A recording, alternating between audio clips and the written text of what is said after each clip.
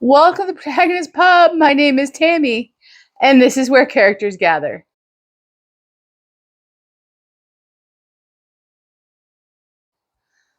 And apparently, Kahlua came in to say hi. Say hi, Kahlua. So, welcome back. Thank you for staying. It's been a couple of weeks. I apologize. It wasn't anticipated or expected, but work on the house took longer than we anticipated. It is still not complete, but they are not here today. So I'm going to film this while I have the chance. They're supposedly supposed to be here tomorrow, but it's hard to install gutters when it's pouring rain, which is the current forecast. And I'm hopeful it's going to rain. We haven't had rain in 2+ months. So as much as I'd like the house to be finished, I would like rain more. So thank you for sticking around. I greatly appreciate it. And I will include pictures at the end of this nice book chat above with the before and after of the house. I'm very happy with it. I'm very, very happy with my exterior doors. And all the dogs are happy they can go outside and play today and they're not having to deal with strangers at the house. So you would think with all that time off, I got a lot of reading done. I did not. And it's funny because I don't need silence to read. I can read with radio on, music, gaming, television, dogs playing, whatever. I can read. Apparently, I cannot read with men on the roof, barking dogs, husband working. That's just all too much for my brain. So I read, I believe, 5 books since I talked to you last. Sounds like a lot. It's not. So let's talk about what I read. These are in no particular order, by the way.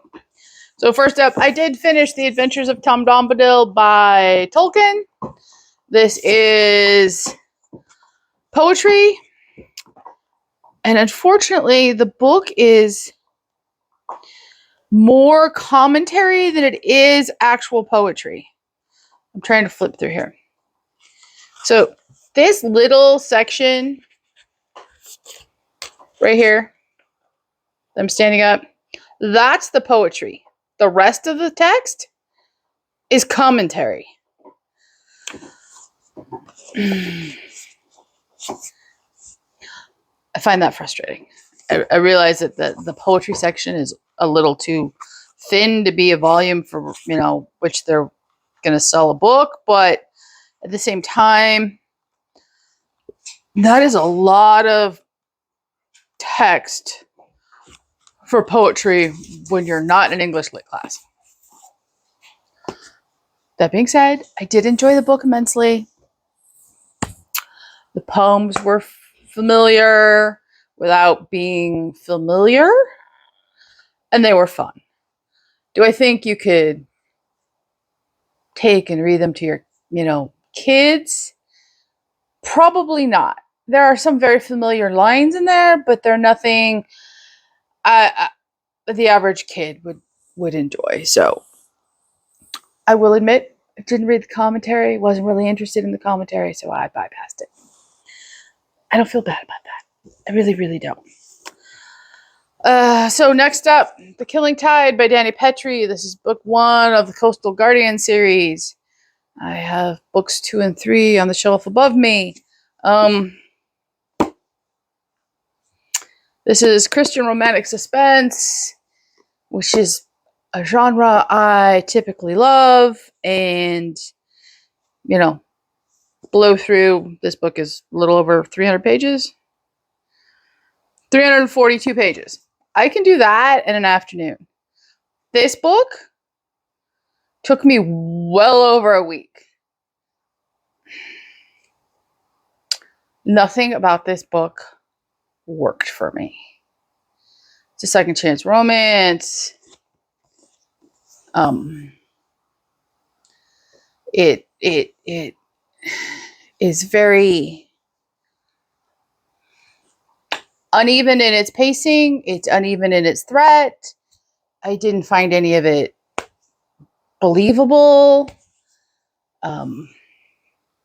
The villain came out of nowhere. I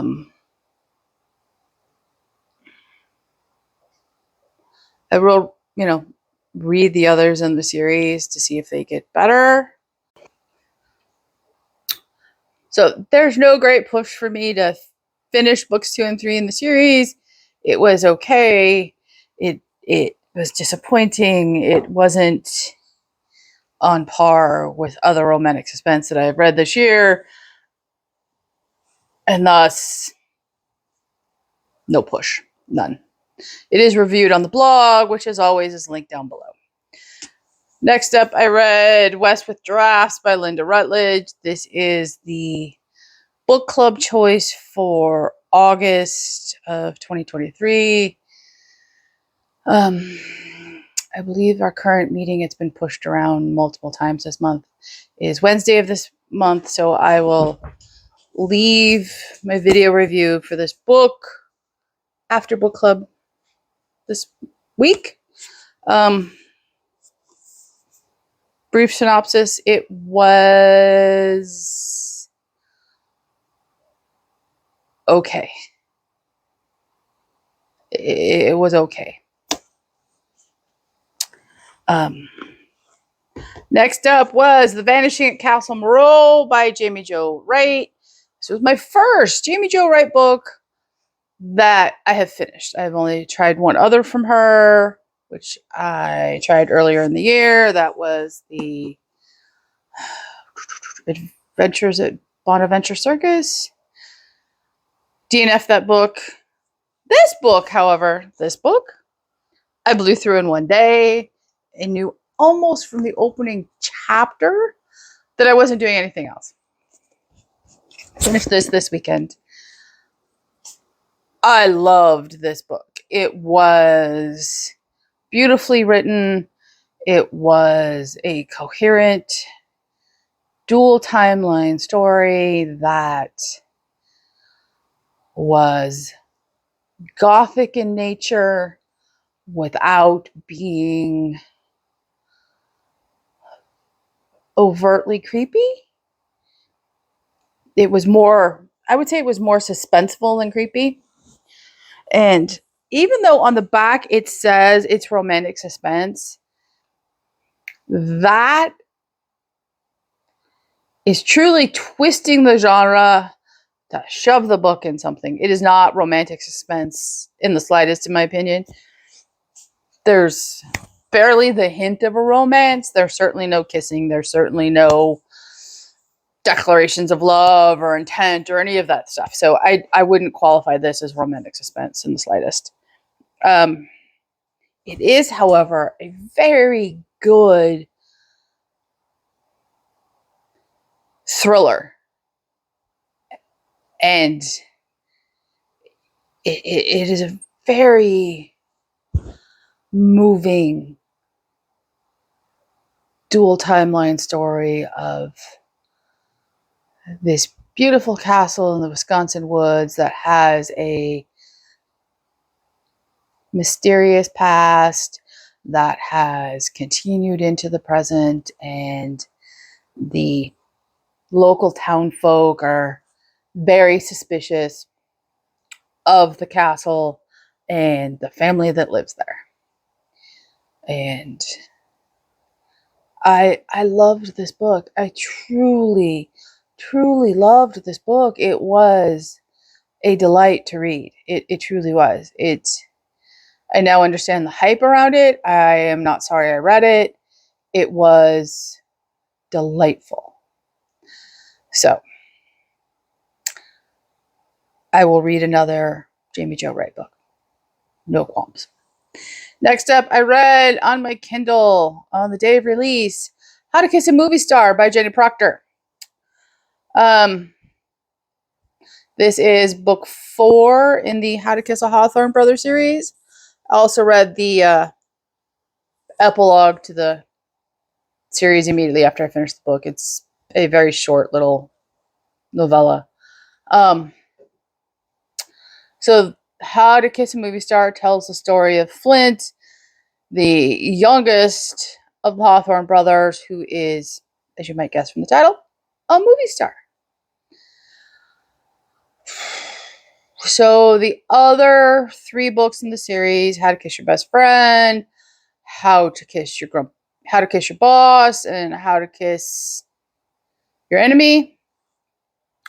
I loved those books. They were funny and they were charming and they were sweet and they were romantic and they were everything I, look for in a rom-com.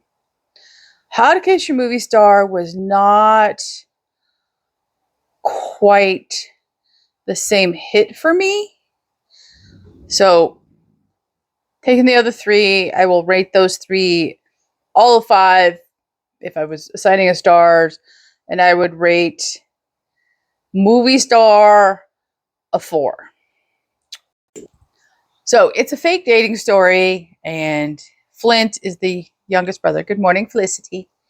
Did you come to say hi to the nice people? You're a good girl.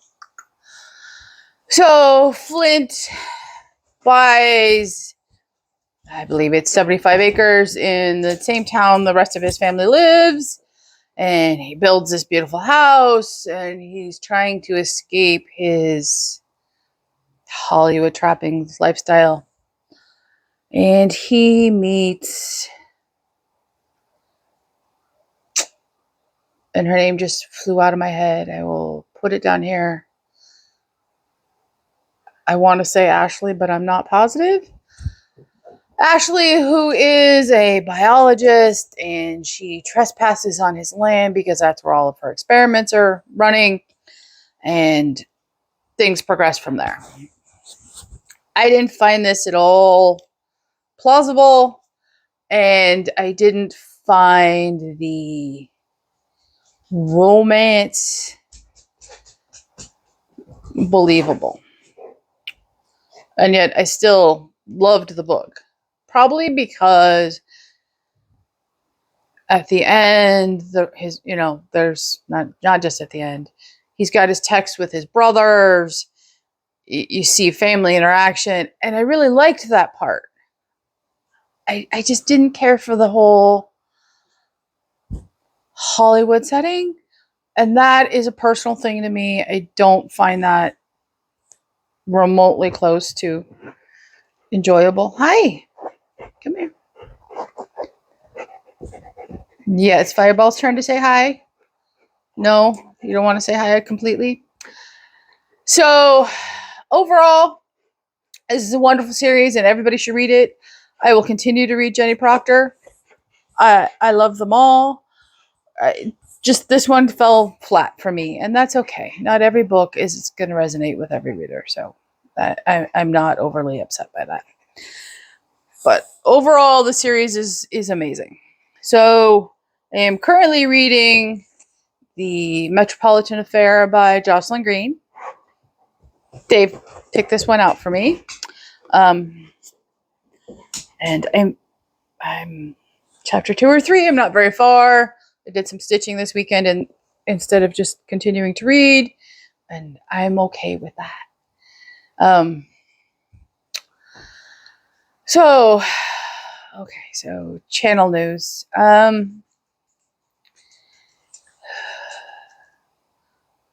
know a lot of you are here for the Christian book content, so I'm going to do a little channel update. I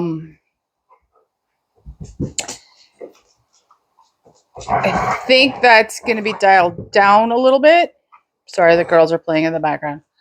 It's not going away by any means, but it's not going to be quite as much in focus. And I know, in part, that is because my brain is telling me that my reading preferences at the moment are switching, and I need to listen to my brain or I will stop reading entirely. So I just wanted to let you know that that's forthcoming. My birthday book haul, which will be published probably not this week, probably next week, is a mix of Christian fiction and secular fiction, multiple genre types, and I'm good with that. I'm very, very good with that. I'm part of the switch is also a little bit of faith discernment on my part. And this isn't going to be new to longtime watchers of this channel. The absence of a faith anchor direction in some of the Christian fiction that I have read in the last 8 months is part of this decision as well. It is a little divorced from denominations, and it's it's very generic, and it's very